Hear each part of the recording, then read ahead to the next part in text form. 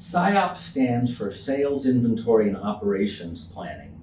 And for companies that don't tend to hold inventory, sometimes it's reduced to just Sales and Operations Planning, S&OP. So what is SIOP?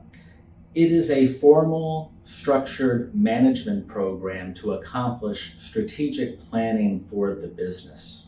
And it's something that CEOs and CFOs tend to like because it helps them to, on one hand, avoid major economic calamities, and on the other hand, maximize their capture of revenue in a growing market.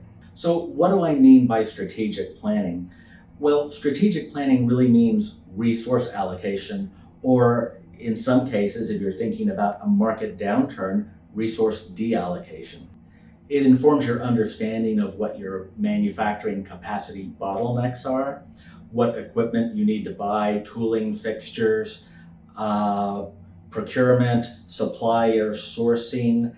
It dovetails with your FP&A cash flow planning.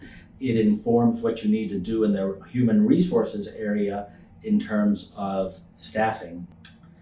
So let me tell you a little story. I was the director of SIOP at Bell Helicopter Textron back in 2008, and SIOP became very important back then because it allowed us to anticipate the major economic downturn, and we were able to proactively remove $500 million worth of aircraft from our master schedules. Now, the truth is that most manufacturers already practice SIOP in some form or fashion. They just may not know it. They may not call it that.